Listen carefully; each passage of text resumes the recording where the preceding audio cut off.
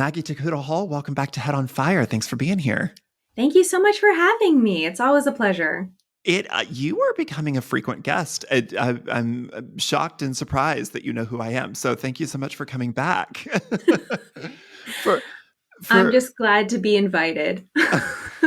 for people who don't know you or your work, tell people a little bit about who you are and what it is that you do.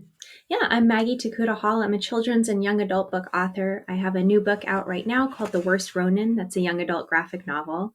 And I'm also one of the founding members and on the national leadership team for a new group called Authors Against Book Bans, which is seeking to organize authors in the response to the rising culture of book bans. I love it. I listen since last we got to speak here on the podcast. You have had quite the literary journey. I think the last time we talked, we were promoting The Mermaid, the Witch, and the Sea. Oh So my it's been a God. minute, and you've had Yeah. a lot of stuff come out since. Yeah, that's true. Yeah, including the sequel to that book, which Yes. I was so happy about because Aw. I loved. I don't know if I ever told you this. The Mermaid, the Witch, and the Sea was like the first. I had been like an audiobook and sometimes ebook reader for years. I just had never had enough time to like slow down. And I remember The Mermaid, the Witch, and the Sea was the first like physical book that Mm. I needed to sit out on my porch and physically read. I loved it so much. It was such an interesting story. So you've had The Siren, the Song, and the Spy, which is the Hmm. sequel to Mermaid, Yes. and you just had The Worst Ronin come out a few days Hmm. ago. What's it like to be booked and busy and being Maggie Tokuda-Hall? Gosh, rumors of my busyness have been exaggerated. It feels great. Feels fantastic. My skin's never been better. I'm hydrated. I'm moisturized. So, YA fantasy, queer fantasy Hmm. especially, has seen a boom in recent years. Yeah. You write in that space almost exclusively. What do you think makes that world of fantasy so intriguing to young audiences? I mean, I know when I was a teen, I gravitated toward it because I was kind of aware that adults were lying most of the time. And I feel like fantasy just sort of strips away the pretense about that and is like, right, it's all fucking make believe. Go for it. And I appreciate that as a writer. I liked it as a reader. And I do think that often we can ask a more pointed question in a world without every single layering complication of our own sort of like intersectional complex reality. And fantasy can kind of be a cipher for understanding the real world. And it can also be a place where safer and happier paths are forged for people that are not afforded them usually. And I don't know, there's that G.K. Chesterton quote of dragons are exciting, like something to the effect of like dragons. It's often attributed to Gaiman and yeah, G.K. Chesterton because it's at the yeah. beginning of Coraline, so everyone thinks he Mm-hmm. wrote it, despite Mm-hmm. having attributed it. Yes. But like they exist because it's a story we can tell about how we beat them, Mm-hmm. and I find that very intriguing. And that's that quote specifically too for how I thought about writing The Siren, the Song, and the Spy, and trying to reimagine dragons as something other than just a weapon of mass destruction. Like the idea of what can power be, what if it is not just a means to destroy other people, was really exciting and fun for me. And I love getting to work in a space where all of those things are possible and where people have been asking complicated and difficult questions for so long. Like it's such a mature genre at this point, and so I really enjoy being there. I grew up reading a lot of stories that I definitely think would be considered YA fantasy at this point. I think YA is such a new term Yeah, yeah, I think in that's the like in the literary. early like mid '90s is like really when it Was it becomes a even 90s? marketing I thought term. it was the 2000. I mean, I thought it was Yeah, even it's like more it's recent than pretty that. recent, and it's definitely in our lifetime. When we were Yeah. kids, it didn't exist. No. No. I read a lot of books that would have been categorized as YA, but I think that we've even started to become very precious with Hmm. what YA is, and I think I don't know. There was this movement to like expand YA to make it this, I don't know, maybe because adults were reading it because of the pacing. A lot of people want that like fast-paced stuff that you get with YA. So Mm-hmm. a lot of all ages readers invaded YA spaces, and then Right. it expanded, and now it seems to be contracting. Yeah. Do you think our sensibilities have changed as to what kind of stories we think are appropriate for kids? For I mean, because you've written middle grade, is that right? No, I've never written middle grade. Oh, okay. You've written children's books, so I Yes, didn't assume. I've Yeah. gone younger than middle grade. And then once they're in elementary school, like third, fourth, fifth grade, I'm like, you're on your own. And then once they're in middle school, I'm back. But the thing is, I think that you occupy a unique space then, because your children's books do not talk down to kids. So I'm just wondering, what are your views on that kind of infantilizing of kids? Like, what kids can handle, the stories that we give kids? Do you think that? What are your thoughts on that? Oh, so complicated. That's such an interesting question. And I feel like my mind goes in like four different directions at once with that question. Like, yes, it is absolutely true that we are really squeamish about telling kids hard truths about the world.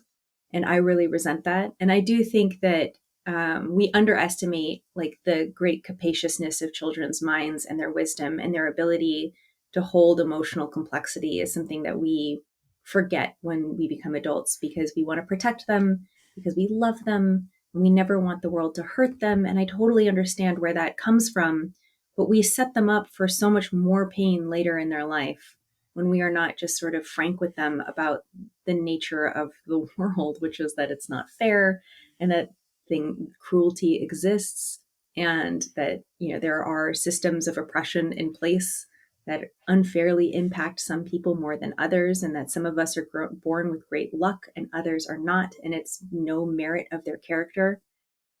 That being said, I also think that like the invading army of romance readers who came into the young adult space in the wake of Twilight and Hunger Games really did a disservice to the genre because they have such a greater buying power. And that's why we see every single protagonist in YA is like 17 and up and basically an adult who's just not allowed to drink yet, but does anyway. Like, Who for some reason also has the body of a 28-year-old that has never spent a day outside of the gym. Like they yeah, like they're all fit, perfect, great. No, Yeah. like, and that's irrelevant to actual teens' lives Yeah. as well. And I think there's a space for that, and those books deserve to exist. And I write some of them, and like that's great. That upper YA is a category that deserves respect and space to exist. But it shouldn't be the only thing that exists in the genre just because the buying power of adults is greater than the buying power of children. Mm-hmm. And so like I understand the resentment, but to me it's not a question of like, well, what are you not allowed to say in the younger YA? It's more a question of like, what is actually germane to a 12-year-old's life? Like that, and it could still be some of these really complicated, big, terrible things that we feel squeamish about talking to children about, but it might not be getting a job. And it might not be like having sex for the first time. Like those are wonderful stories and they deserve to exist. But right now we see capitalism has just sort of like pushed actual like 12 to 15-year-old concerns like completely out the window. And then we wonder why those kids are not as engaged with reading. And it's like, right, because they go from being like Rick Riordan readers to like nothing. Like we don't have really anything for them in Well, that kind of and you bring up a that very good stage. point that adults have the money, and so therefore Mm-hmm. they think, well, okay, well, I'm going to decide what my money, what books my kids read. I'm the one with the power. I'm the one with the money, and yada Right. yada yada. But what I think that does is then robs kids of their agency, and they're taught that they don't have agency over what they get to read, what they get to consume, what thoughts they get to think. And I've heard this in relation with discussion of X-Men '97 Hmm. and how season two, this reboot deals with some very adult territory. But the reason Mm-hmm. why the writers and producers and cast felt that they could, get away with that, they deal with a genocide, they deal with othering, racism, they deal with bigotry in all sorts of forms and fashions. And the reason they felt that they could tell those stories just like they did in those original episodes in the early 90s and just like they do in the comics and have for decades is because kids are people too. Yeah. And comics, stories, fantasy is oh, they're seeing these things, they're living these lives, they're Yeah. aware of the world around them, Yeah. and they need a place to process that. Yeah. And if we never give them stories to, kind of process those things, to see other kids their age going through those things and how they got through it, they never learn hope. They never learn, that there is another side, and they never learn that sometimes there isn't another side, but there's still a life that can be made where you are. And I think that robbing of that agency is doing them a disservice, and it's just further keeping them from growing. Yeah, I mean, I think we're probably in complete lockstep agreement that Yeah. children should have access to a wide array of diverse stories that are exactly germane to their life and completely outside of their lived experience, and that all of those things are invaluable for them being able to safely explore their own identity and their own understanding of the world and their own philosophies about what's right and wrong for themselves. And I think we're talking about like slightly separate things with like the buying power, because there's the gatekeeping aspect, and I think that's when we tend to get really precious, and that's when grown-ups with really good intentions are fucking annoying. And then there's also the buying power of like, these are just readers who enjoy this kind of story, so they're moving the market in a certain direction. 100%. And I think the gatekeeping aspect is the one I am the most familiar with how to talk about, because I was a bookseller for such a long time. I have had that conversation ad nauseum with parents, with teachers, with librarians about like, well, what is and what isn't appropriate to present to kids. And I do think that booksellers tend to be pretty forward thinking in that for a lot of reasons. But in terms of like the buying power of the market, I don't know that there is an easy solution, because we exist in capitalism, and it's not like I don't want to look at adult readers and be like, get the fuck out of here. Like that's not it either. Like they should get to enjoy these stories. It's a difficult thing. I do think, and here's where I start sounding, I think, like a little crazy, that we before I say everything I'm about to say, I want to clarify that I love young adult. It's my favorite Mhm. genre. And I think about it all the time with great affection and respect and love. I also think that adults have forgotten how to engage with adult media, that we have forgotten how to take in stories that are not coming of age stories. And I think that sense of like heroism and this sense of individuality and of like one climactic cathartic moment that is life defining is very young adult and is very adolescent and deserves to exist and is so important. And those are like essential stories for understanding the world. And also, adults should be able to take in stories that have unsatisfying endings and that have difficult climaxes and that Unlikable have, protagonists. well, I think teens should take that too. But I listen. I am I, full agreement with you. I Adults coming in and love, saying, "Well, I just didn't like the protagonist." yeah, You're fuck not. you. I don't like you. So, and Not I always still have supposed to to. live That's in a kind of the world with point. you. Protagonist uh, doesn't mean good guy, and good guy can make bad decisions too, even if they are good yes. guy. Like all of that stuff, but also like things like continued care is like not a young adult hallmark. Mm-hmm. Like the idea of sustainability and like how we build community over a very long period of time. Mm. These are not ideas that are necessarily exactly conducive to the young adult genre, but are also exactly the things that we struggle with in American society. Of like we are very reactive to sort of like moments of anger or sadness or great joy or whatever, and we like that feeling of like we chase those sort of like extreme emotional experiences, but we really struggle with just the difficulty of sustained care for other people, for our communities, for everything, right? Like we don't do that. And we keep watching these stupid fucking, excuse me, I'll start It's again. okay. We keep Adults listen to watching my show. It's fine. all these, oh no, it wasn't the cussing. It was, I was worried about what I was just about to say. We keep, we keep kind of watching all these like Star Wars, Marvel, Disney products that sell this story of individual heroism. And I think we are past the point where the notion of individual heroism is helpful for Western society. I think we have explored that idea to its greatest extent, and we have really struggled with any kind of understanding of collectivism. And in part, that is due to, I think, the most successful story format for capitalism is inherently an adolescent one, is one that like does that kind of exciting cathartic work of coming of age, which is so important. But adults should be past that to some extent. I think we should be able to enjoy young adult literature and take things from it and feel changed by it.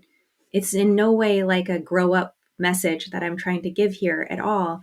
I do think, though, that we are struggling to understand stories that are not that, like as a collective. Well, the book discourse on social media is the bane, I think, of every author's experience these days. Yeah. But I think the pushback, not my pushback, but the pushback that I have seen from other adults that consume Mm-hmm. that and say that they should be, that they want to consume that and consume that almost exclusively, is because, the world is big and scary and sad, and reading is an escape for them.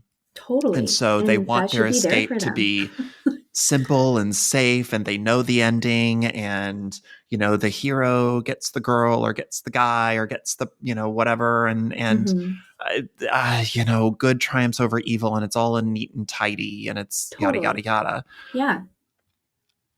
But I Both things can be true. Like both we things can be can true. do However, I that. think that the problem with that is, I think kind of what you're saying, that story can only be told so many times in so many different ways until an adult then gets online and like starts complaining about like, well, I've seen this, 50 different ways. Yes, but that kid that this book is written for might not have. Sure, that is also true. I just think like both of those, all of these things are true at the same time. And I have Mm-hmm. a great sympathy for people who are like, listen, I'm not here to like stare into the void of the ugliness of human existence. I'm here for a good time. I would like smooches. I would like a happy ending. Like, great. I love this for you. I love it for me. I read a ton of romance, and I think it is like great for my mental health to just like, there are times where like I just can't do a heavy nonfiction book right now. Yep. I'm going to read a Sarah MacLean novel because it's going to do the trick and I'm going to feel great. And there's going to be sexy banter and they're going to fuck and I'm going to have a great time. This is not meant to be a judgment on any individual reader's habits. And in fact, I think the people who tend to participate in discourse are not the people who I am concerned about. Mm.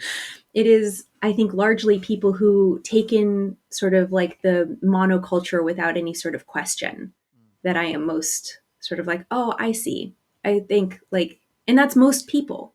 Like book Twitter, book talk is such a like tiny segment of It humanity. is. And I wish Yeah. people And knew like that. we will argue with each other forever, and that's fine. And I largely just don't participate because I feel like it's irrelevant to me. I It's the same am, five fights. It's the same. yeah, so like that's fine. And every generation of readers needs to have those five fights, and that's great. And I went through a period of time where I loved Sure. having those fights, and now I'm old and it's for young people to have those fights. But I'm talking about sort of like the monoculture of the United States, because there really is only about like four places that, we're getting most of our media from, Mm-hmm. like, and so I am talking more about that than I am about anyone who's participating in any kind of discourse, because by the time you get to the discourse, you have already self-selected for people who really question and think about the kind of media that they take in, which is unusual and not the way that most people interact with their movies and books and TV. I could spend forever kind of in that space, but I Yeah. do want to talk about something else that's happened Hmm. for you, to you, with you, about you, in the last year. I can't believe it was only a year ago, I think. Is this the Scholastic thing? Yes, this Yeah, is that the was about a year Scholastic ago. thing. Yeah. Yeah. I know I'm not Jake Tapper, but I am going to ask you about it. I guess You mean first my of boyfriend, I Jake guess Tapper? first of all, what's Jake Tapper like?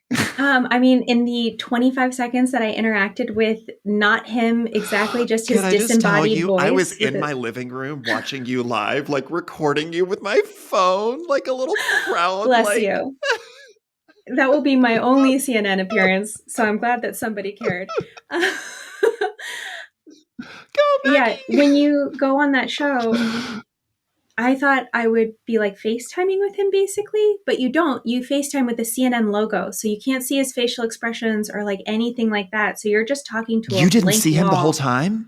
No. And so in commercial, right before we went into my segment, he was really kind and he made me feel really comfortable and like welcome to be there, you know, and I was like, okay, well, I'm in love with you forever now. I hear you're also very tall. It's done. I love you now.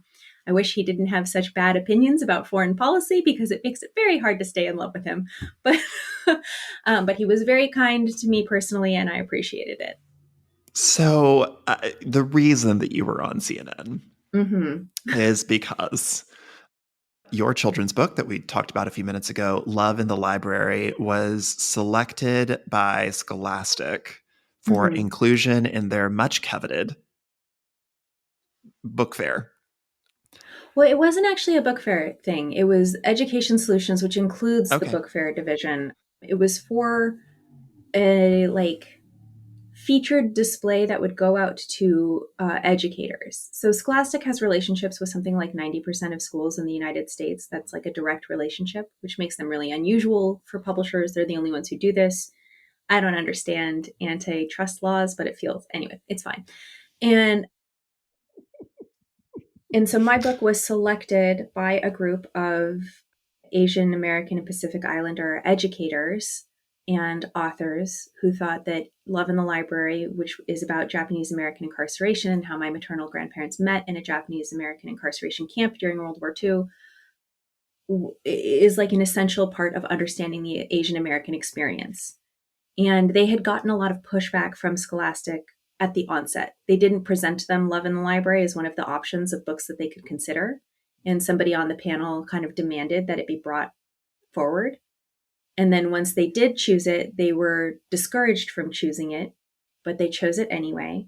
And then, unbeknownst to that panel of authors and educators, Scholastic went behind their backs and went to me and said, we would love to make you this offer, but in order to be included in this, in your author's note, you have to remove an entire paragraph that kind of links what happened to your grandparents to the larger history of racism in the United States. But not only that, you have to remove the word racism from the author's note altogether. And I don't know about you, but I feel like it's fucking impossible to talk about Japanese American incarceration without using the word racism. And so I had gone back originally and was like, is my deal contingent on this? Like, can I just reject this? And they were like, no, like, yeah, it's contingent on this. You have to delete this. And so I went public with my response to them, which was, I think, a very polite double middle fingers to the sky of like, no, and here's why this is such an offensive offer. But at the time when I went public, I didn't know about the entire background of these authors and educators having pushed for this book and selected it. And so it was this kind of double betrayal of like the deal came to me and it was such a fucked up deal, right? But it was also fucked up to these authors and educators who had put their names on this project, lovingly selected this book, advocated for it, and had no idea that this was happening.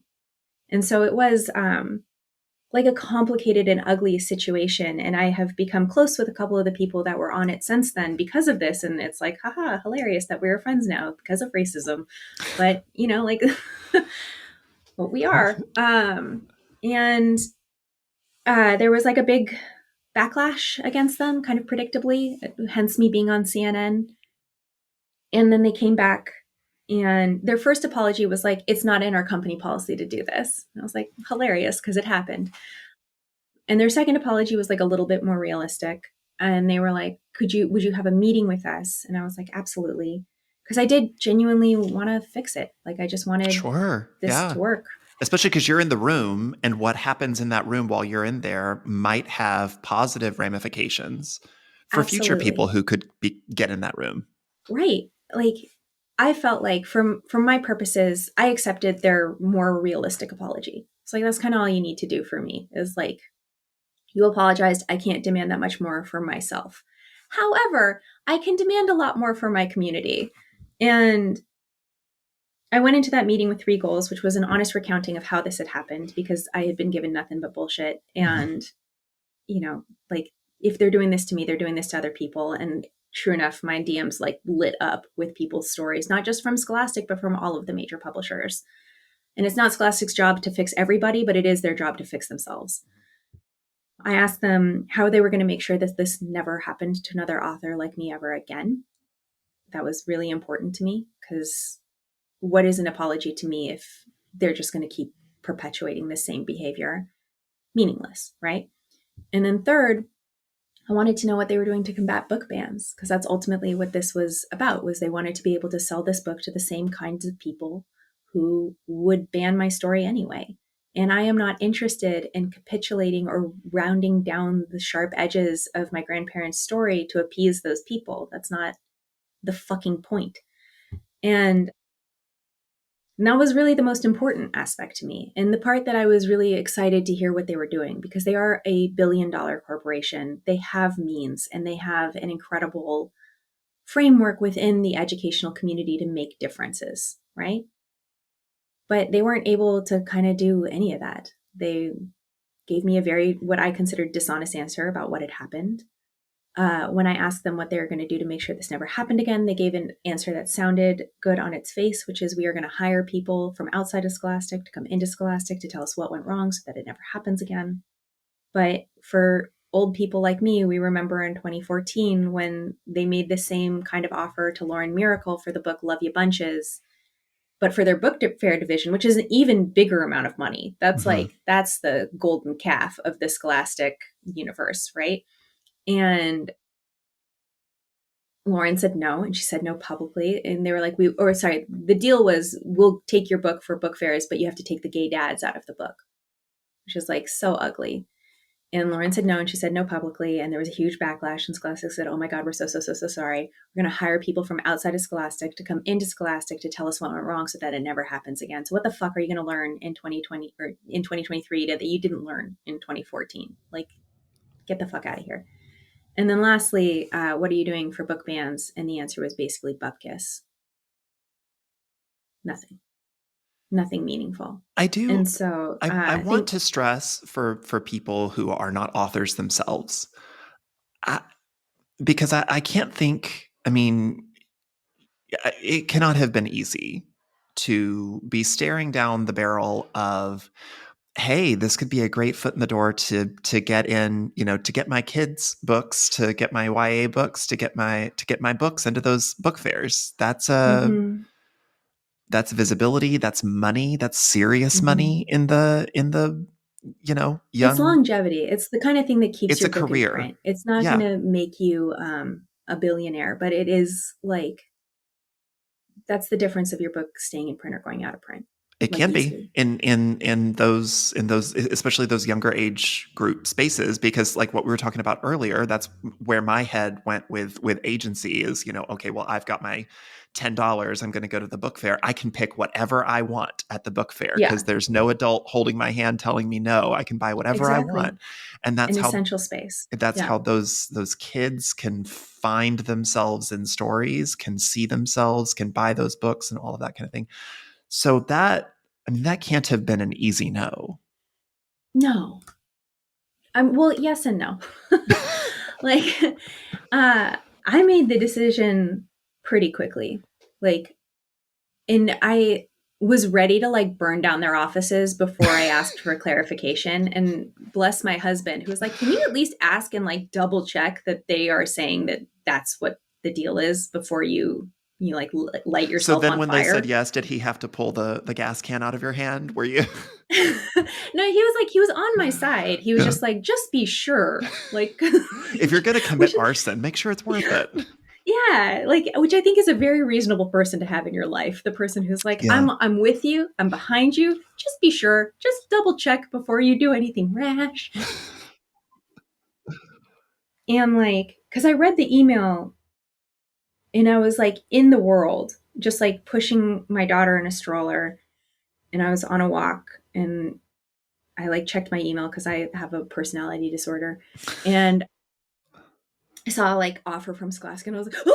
Like I like made like a big noise, and I As was you just like, oh my would. god, because the book had Yes. been out for a year. Like I thought that the window had passed when they would Sure. ever, like license it. So like that's incredible. I'm so excited. And I went, what the fuck, out loud in public also, because it was so egregious, and it was so on the nose Mm-hmm. for like there was no like pussyfooting around what they were asking. They're like, given like the difficult political climate we're in right now, like we just can't, like the offer is contingent on this thing. And it was like, oh my God. And so it was easy because I knew it was the right decision. And I knew it was the right decision because this isn't like a story I made up. I don't know that I would have been quite as forthright in my response for any of my fiction, because it is not, there's always an element of invention where it's like, well, but you like, okay, you might be talking about real things, but you made this shit up. So Mm-hmm. like, Mm-hmm. I don't know. There's like, I feel a little bit more like I can hear an argument more calmly Sure. about some of that Yeah. stuff. Yeah. And with this one, it was like, no, like get the fuck out of here. Like this is not just my grandparents' story.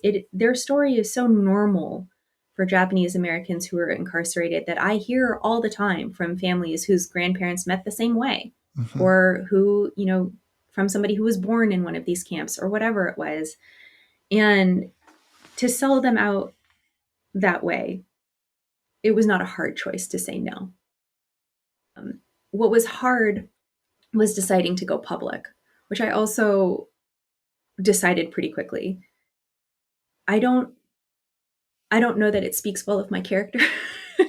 But I was immediately just like so angry and so sure that I was not the only person who was getting these kinds of Mm-hmm. offers, because it was just so clear what how comfortable they felt making that offer. They gave me a PDF with the red line through everything that they were going to take out of my author's note.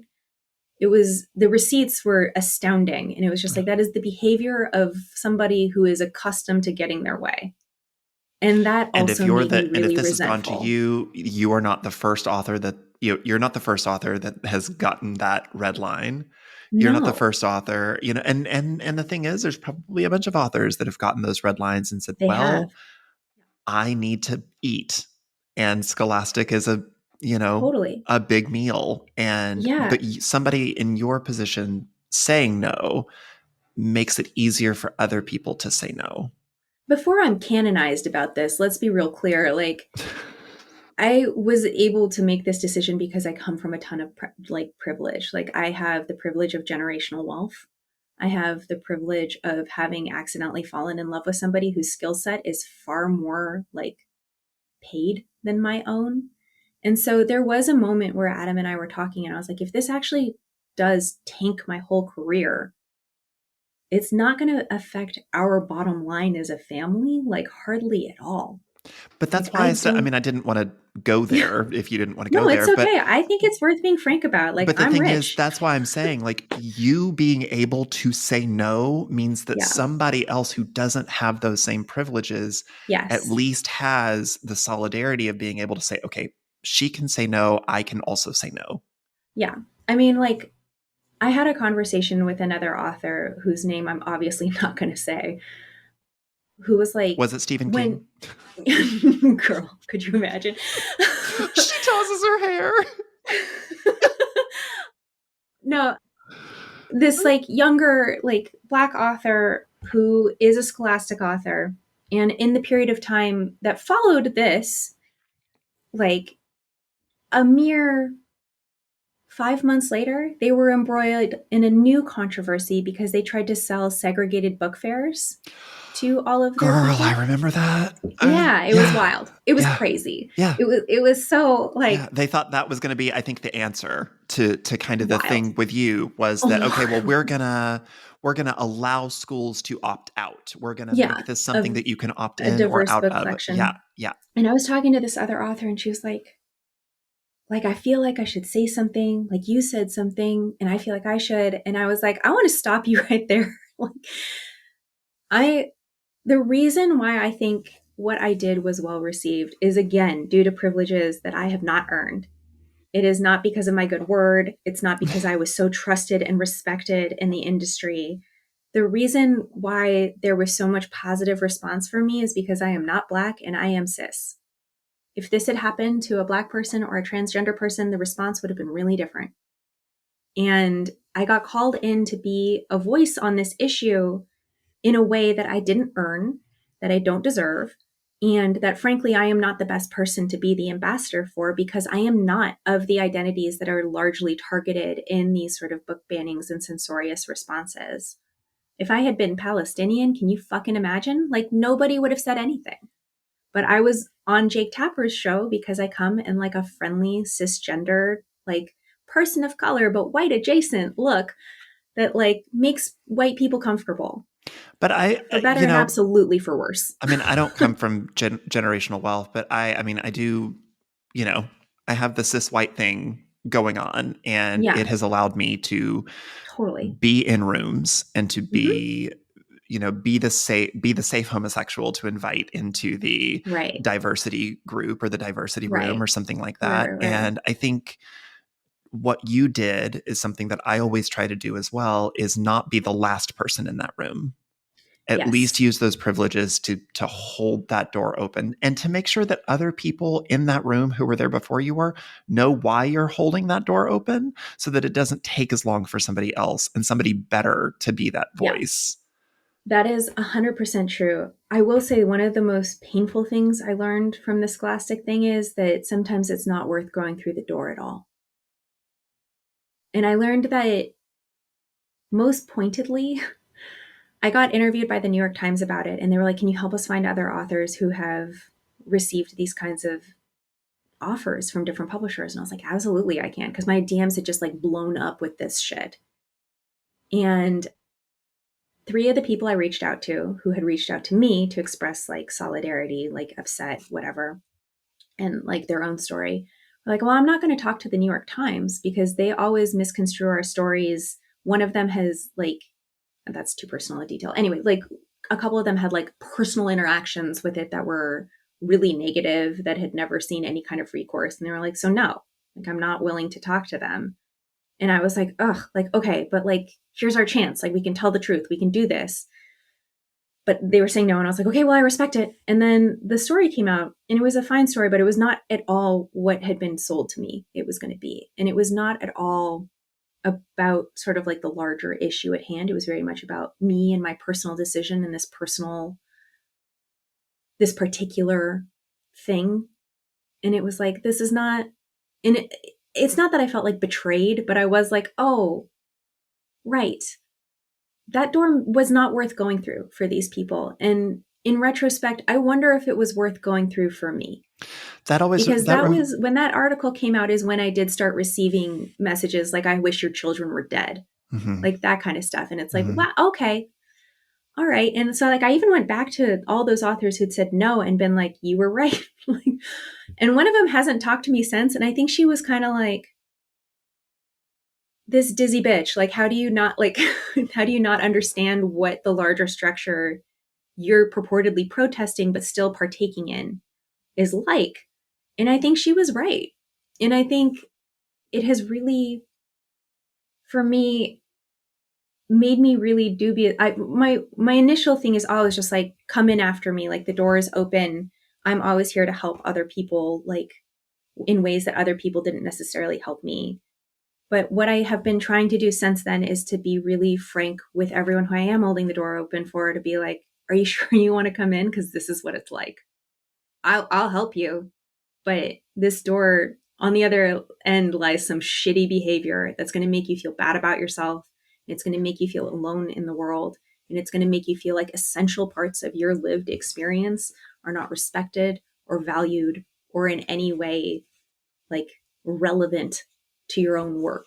And those kinds of stories very often do not ask the right questions because the answers are inconvenient to the wider audience Totally. who would consume it. It always reminds me of those like local news stories. I don't see them as much on national news. They're always on like the local news at the very end of that 10 o'clock broadcast, where it's like, Mm-hmm.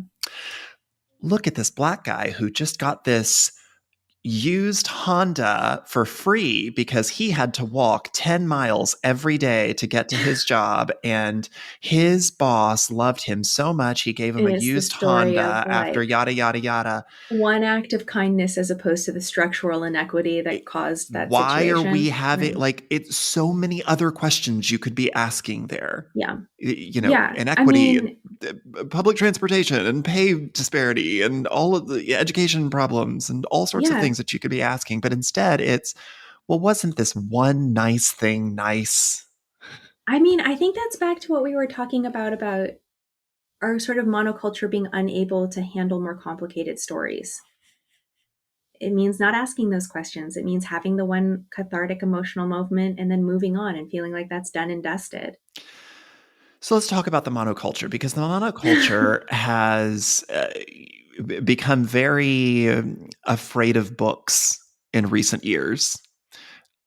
We've seen a year over year increase for the last several years in book Mm-hmm. bans, which I Yes. think, to me personally, I always associated book bans and book burning with like Mm-hmm. sepia Nazis. toned yesteryear, like something that happened in history books. Oh, those crazy, unevolved people in that bygone era that existed in the long, long ago.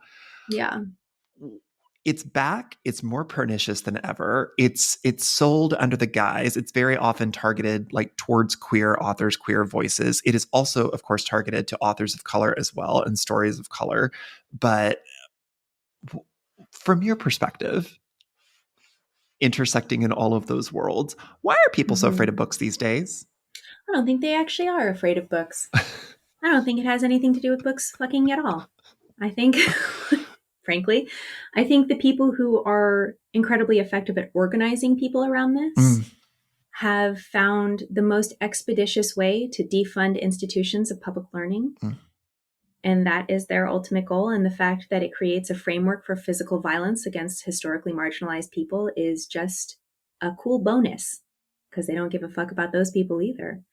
And I think that they have realized that people's easily inflamed bigotries are the easiest way to deputize idiots into doing their bidding.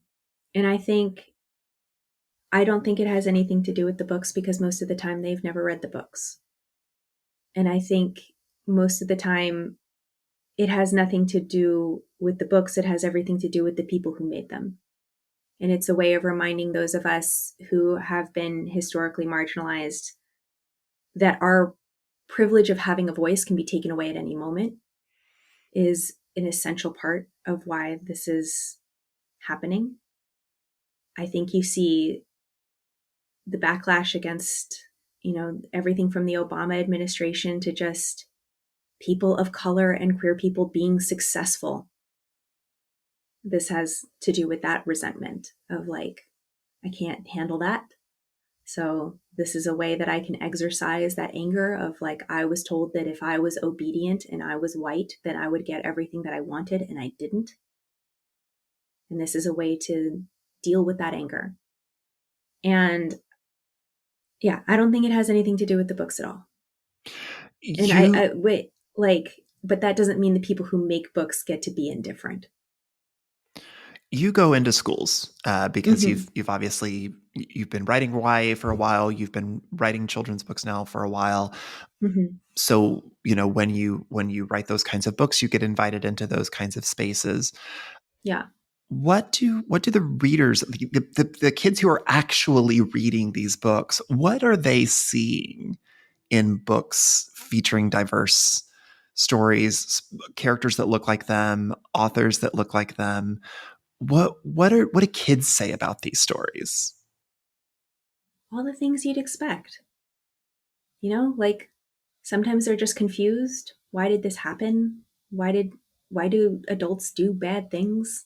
And you have to tell them the truth. And sometimes my school visits are really upsetting and I come home and I cry because kids will ask like really pointed questions where they're just like, why did they do this to Japanese American people? Why did they do this to Black people? Like, what's going on? And you have to just tell them the truth that there's such a thing called racism and it's really, pernicious and terrible and, it's not fair. but all of us have the choice to fight against it if we want to, and that I encourage them to, and that they all have power in this situation.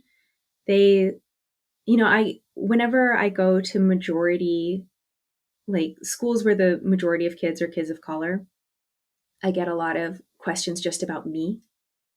Like they're just curious how I got there. And I think it's the first time they're realizing that someone who looks like them could do something like that. And that's really wonderful. And I always feel nervous in those situations because I don't think I'm a good role model, nor am I particularly interested in being one. But like, I see the value there, but I also think a lot about, activism you hear out of the Black community, where you hear like Black faces in high spaces does not mean liberation. Mm-hmm. And like, I just am always really cognizant of that. And not that I'm in like such a high place, but like I'm in enough of a vaunted position that it already makes me nervous of like, just because I'm here does not mean that things are demonstrably better or will be fair to you. Well, because then, if you're in the room and you're there, Mm-hmm. sometimes what happens is that company, that publisher, that whatever checks you off. They check the box. Exactly. You're the Yep. box they checked. Oh, we did it. We're done. Absolutely. Yeah. I know for a fact, especially at some of the private schools that I go to visit, they're like, and here we have our Asian speaker for Asian History Month. Take it away, Maggie. And you're like, oh my I God, let death come for me. I've never talked about this on this publicly, but at a former job, so I don't work there anymore and haven't in many years, so it's fine now. In the wake of George Floyd, when every company everywhere was like, no, no, no, we're diverse, we're so diverse. Look They at didn't hold you up, did they? Your beautiful little blonde head.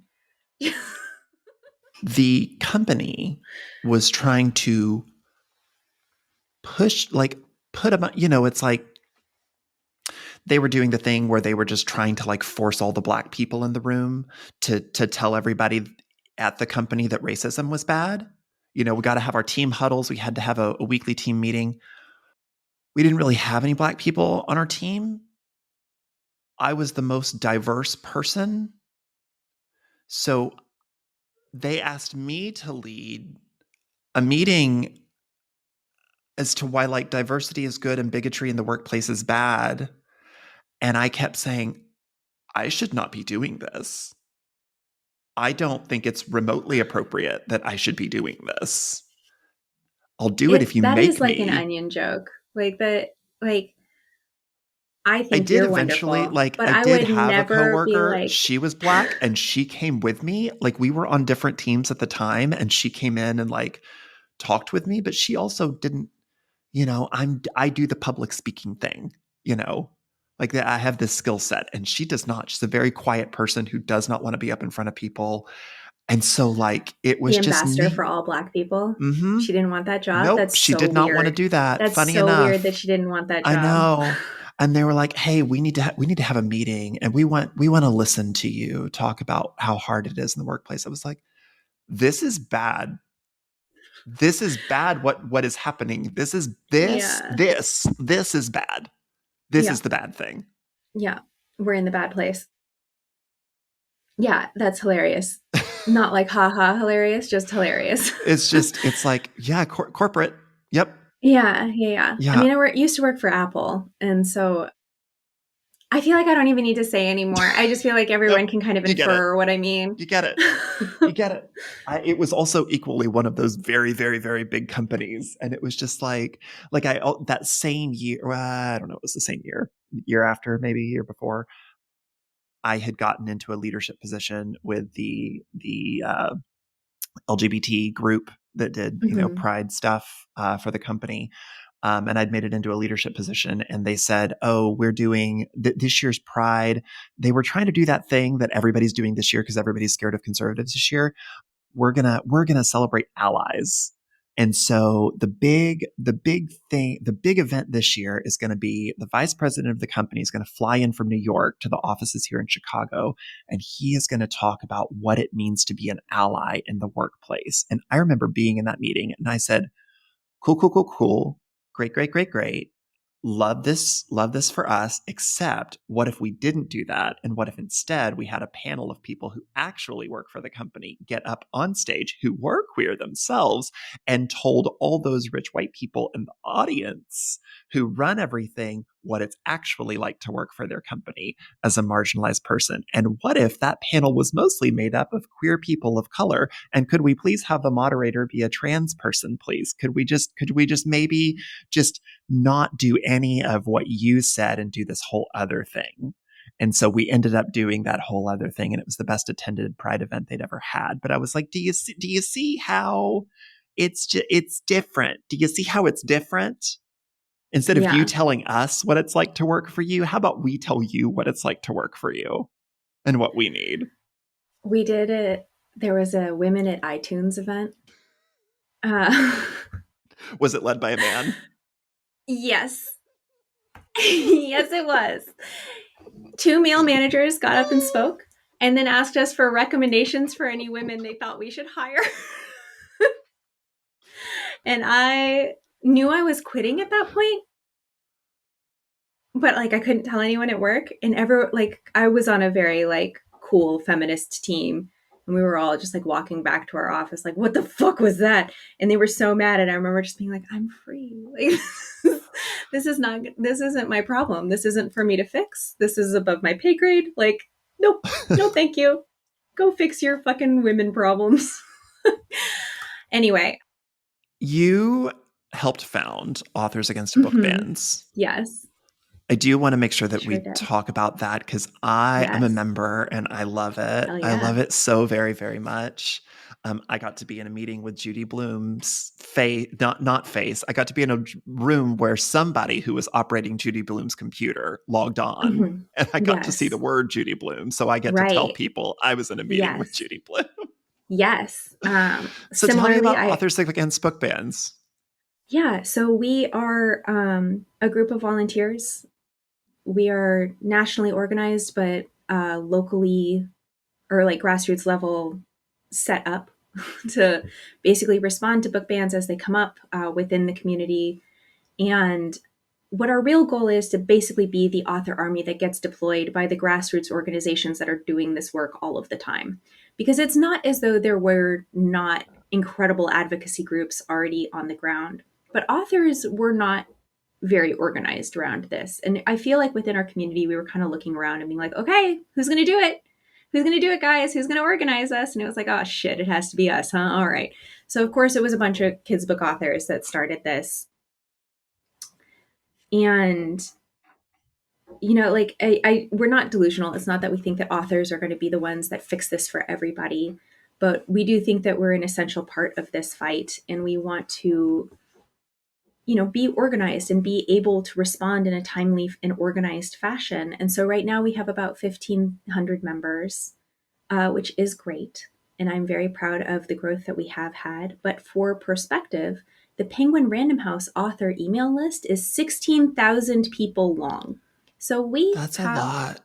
yeah, I think until we can say we're the same size as that email list, we are going to have limited power in terms of doing things like negotiating with publishers. Right now, we represent a small few of us, but we would like to do things like push publishers to be more active in this fight and to be more proactive and not just reactive, because they're the ones who have resources.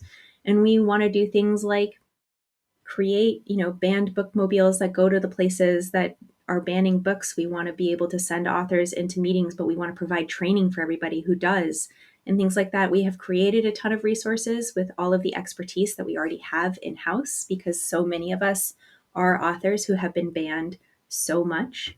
But one of our other goals is to recruit authors who haven't been banned and who feel horrified by what's going on and feel like there's nothing they could do and it's not their place to speak because they're not the ones being banned. Not true anymore. You have a place to be.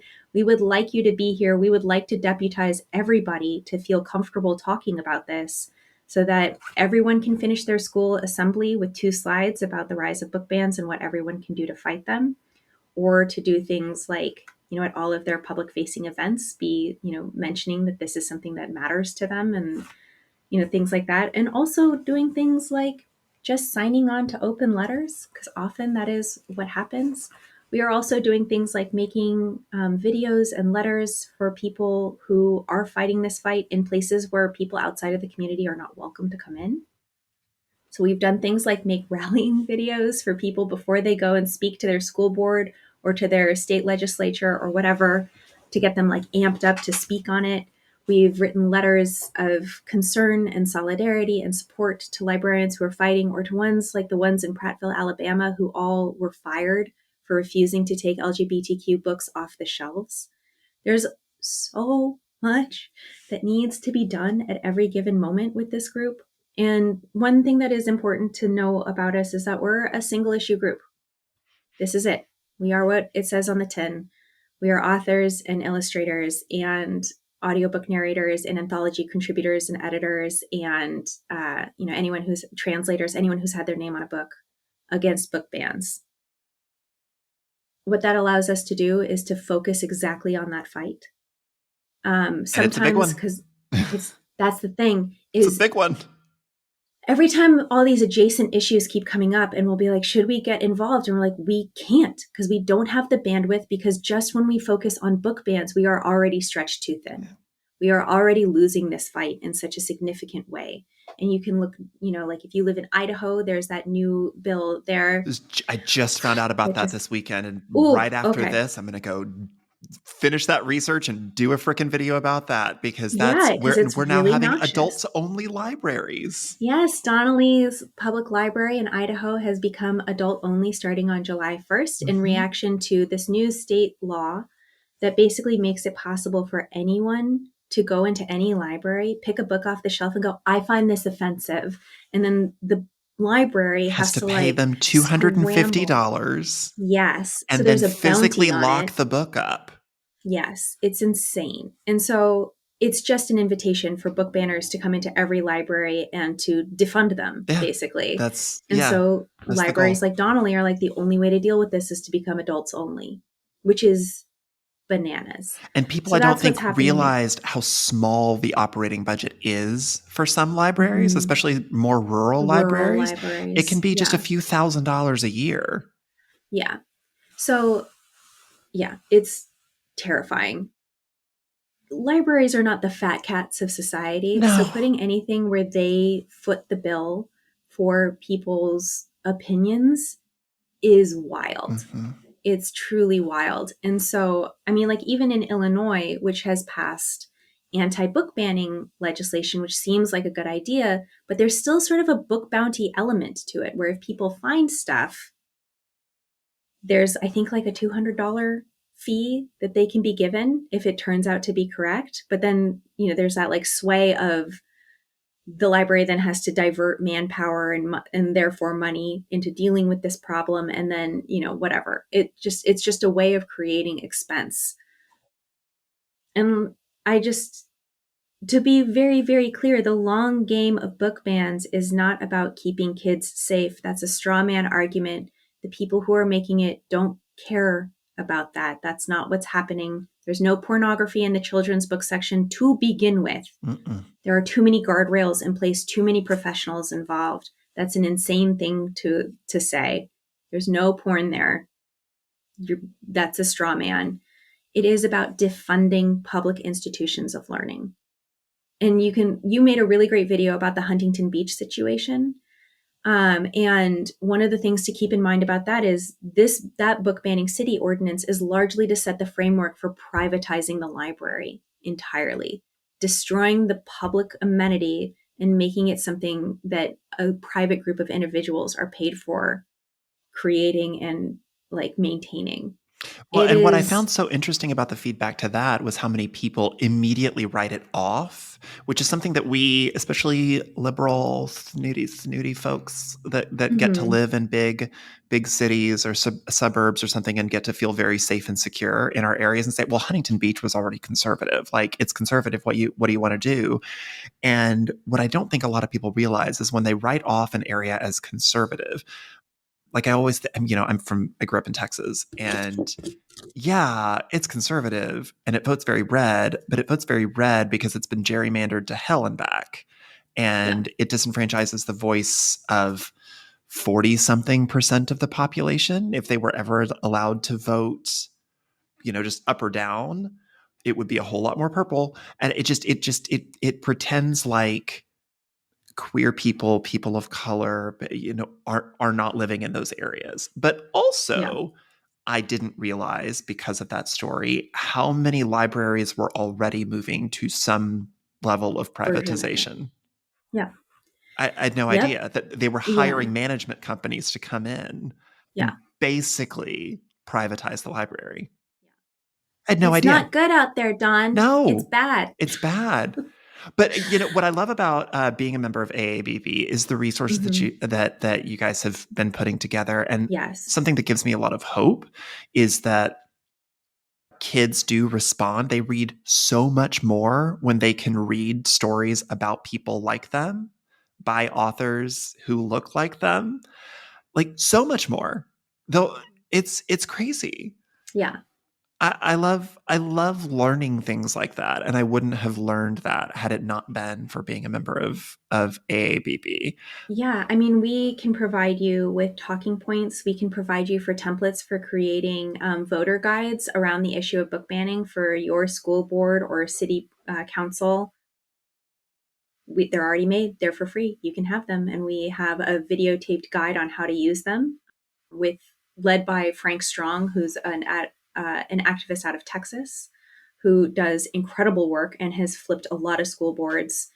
And I think school boards are a really fruitful place to focus because so few votes can make the difference in them. And they have the most direct impact on a community out of any of these places where our votes count and matter. And so those down ballot votes matter so much. And we've created guides for those things. We have like training on how to give school presentations about this, how to write an op-ed about this, how to testify in front of a school board or in front of a city council about this in under 2 minutes. We have all kinds of things, and we're just working on making more. And so if you are a person with expertise in this, we want you. If you're a person who has never talked about book bans before in your life, but have sort of an instinctual, disgusted reaction to it because you understand that it is a fundamental violation of human rights, then come on in. The tent is big. We would like you. We don't care if you've been traditionally or independently published. I don't care if you have one short story published in one anthology You're that an only author. sold 200 copies. You're an author, and we would like you. And Uh, also, if you're Stephen King, you can come too, okay? hey, listen, I feel like you got Judy Blume. Like that's just like all of these big author. Like come on. We have some really fancy names in there. And if you want to randomly be in a meeting with Lois Lowry, which is the thing that happened to me, by all means, please join us. We email you like once every 3 weeks at the max. Like, we're very low touch. It's a volunteer organization. We're not here to yell at you. Like, we're not going to text you ever. So like it's an easy group of people to join to do work. And even if you just sign up and never do anything with us again, your membership is incredibly valuable so that we can go to people like HarperCollins and say, we represent 1,500, but ideally an order of magnitude more than that, authors. And here's what we think you should be doing around book bans. And the more of us there are, the more powerful that message is. Right now, we are too small to affect the kind of change that I believe we should be capable of in this regard. And so, even if you're signing up just to give a middle finger to some publishers who haven't done enough, your membership is valuable. Even if you sign up just to receive our emails every once in a while, and maybe once out of every 14 of them forward them along to somebody, your membership is valuable. And even if you just sign up to receive information so that when you're at dinner parties and cocktail parties, you can speak to this with like a slightly more expertise grounded situation, like that's worth it too, because there's a lot of misinformation and misunderstanding about book bans. And one of the number one things I would like to be really clear about is that we're losing. We're losing this fight. We are way behind in terms of organization.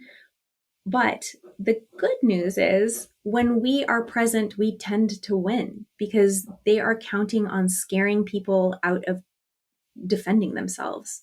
one of the most effective tactics is referring to educators and librarians as groomers and saying that the only reason that they want to give kids these kinds of media is because they're pedophiles and they want to sexually assault them.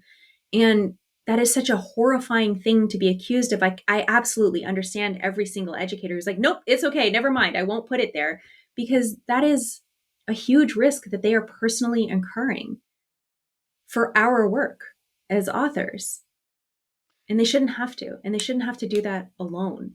One of the other things that I've really enjoyed learning more about, I mean, I knew this before joining, but I've loved learning more about the nuances of it, is Mm-hmm. how AABB has helped to provide more weight to the conversation. Because I think that there's a lot of authors out there that might maybe have a bit more lackadaisical view of book bans because they think, well, if my book gets banned, then I'm just going to go buy a second home, with all of my money Girl. that I'm going to Yeah. make because my book was Yeah. banned. So obviously I'm rich now. And I All of my appreciate books, except for Also an Octopus, have been banned, and nobody's sending me checks about it. I just want to be really clear. well, and what I think what I've loved is one, getting to be in the meetings, hearing from authors whose books were banned, seeing the resources be put together so that Yeah. authors know, like, no, the books that benefit from that sales bump, because there's a documented sales bump. Sure, yeah, we're Around not huge national media moments, which most of us don't get. huge national media moments, and those books were largely already bestsellers. They were already known in some regard. They were books that either Mm-hmm. already had movies made about them, or TV Yeah. shows that were adapted. They had been on some lists already. They had some kind of renown. So Yeah. when such and such book gets banned, not that book. I loved that movie. What? Yeah. I know it's like crass to talk about your own personal sales numbers, but I feel like it's worth it in this case. So when the Love in the Library controversy happened, everyone was like, is it just like selling through the roof? Like, is this just crazy? And For there a was a week? sales bump. Yeah, No, for like 2 or 3 months, yeah. there was like a pretty sustained, like higher level of sales than Love in the Library had seen, that was interrupted in part because my publisher had no idea this moment was coming. And so Hmm. there weren't enough books to meet the need. You're And with like, Candlewick, right?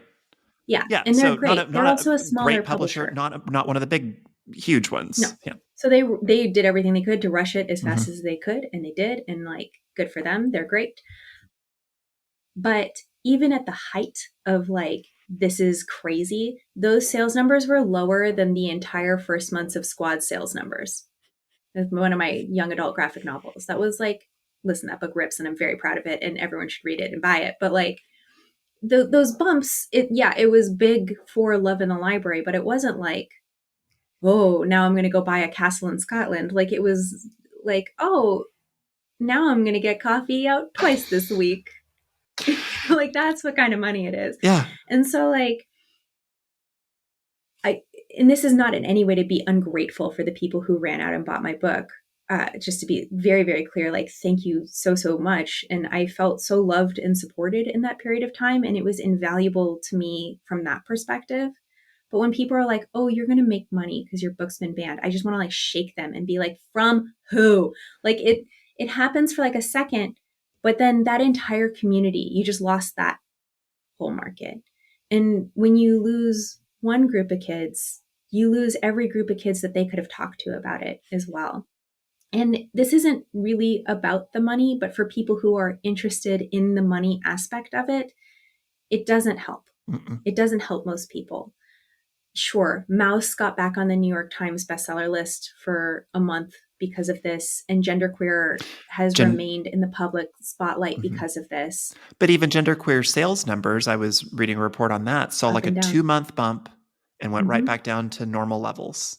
Yeah, and was already kind of a bestseller in its category. Exactly. Exactly. And so like, But also yes, was no, never a kid's book. was also never a It kid's was book. always for Was adults. Yeah, I know. It's a lot. It's hard to explain to people that like when you walk into a kid's library, genderqueer isn't going to be shelved next to Everyone Poops. but both have been banned. I'm running over time here, and I wanna be respectful of that. I do before I let you go. I want to ask, how are things on that podcast of yours? It's so behind. We haven't started It's recording our one of my next. favorite things. Oh no, I'm I so love it sorry. so We're much. so behind. So like good news, bad news is I am in the national leadership for Authors Against Book Bans, and I am like throwing myself against that wall. Like that is a huge amount of my time and effort and like labor these days. Is like I would say I'm full-time activisting, part-time authoring, like, and the podcast has just kind of like gone to the side while that's going on because it's hard to be like, but I have to yell into a microphone my opinions when I'm About like also Twilight. about Twilight when I am like, trying to get meetings with senators to Yeah. like Yeah. force them to bring this Yeah. stuff to the floor. So like, it's been hard. We'll come back eventually. But if you haven't ever listened, I do co-host a very fun podcast called Failure to Adapt with my very good friend Red Scott. He's a stand-up comedian and also just somebody who's really interested in sort of the technical aspects of filmmaking. And I'm obviously an author and a loudmouth and kind of a cunt. And so together we do this podcast that compares books to their film or TV adaptations. And it's very fun. I'm We're very good excited. time. I'm excited for the day that you get to do an episode about your own story. Girl, me too. We might die waiting for that. Well, Maggie Tokuda-Hall, it is always a treat to get to be in Likewise. conversation with you. If folks want to find you, your work, everything about you, where can they do that? I'm on Instagram and Twitter and Blue Sky under Maggie Tokuda-Hall. That's And very my easy. website, is prettyokmaggie.com. I don't update it very often.